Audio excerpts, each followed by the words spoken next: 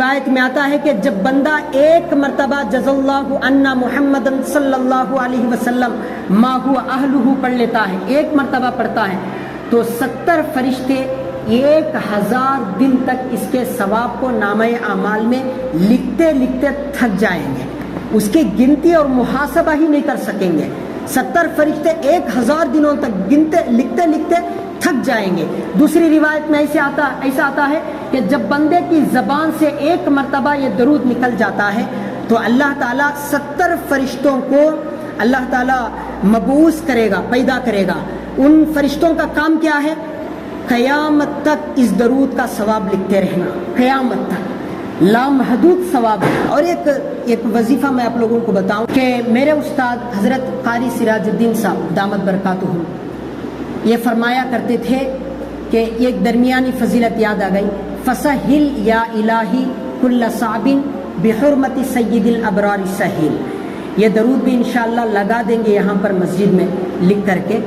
تو یہ درود 1000 مرتبہ پڑھ کر کے جو آدمی اپنی دلی مراد کو اللہ سے سنائے گا، یہ ہے نا مجرب عمل ہے، اگر سنائے گا تو اس کے برسوں سے اٹکی ہوئی دعا فوراً انشاءاللہ قبول کر لی جائے گی، اور اس کو بہت سارے لوگوں نے آزمایا بھی ہے۔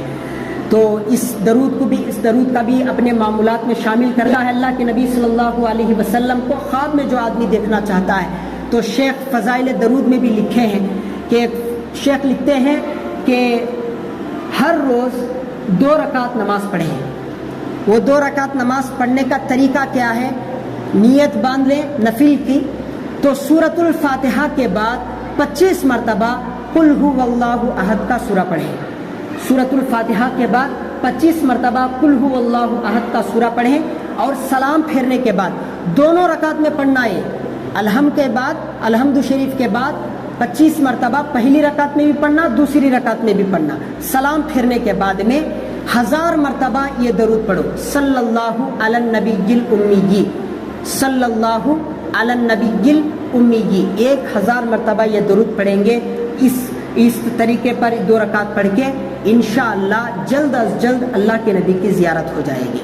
تو یہ بڑے معمولات ہیں درود شریف کے، الگ الگ قسم کے الگ الگ درود شریف ہیں۔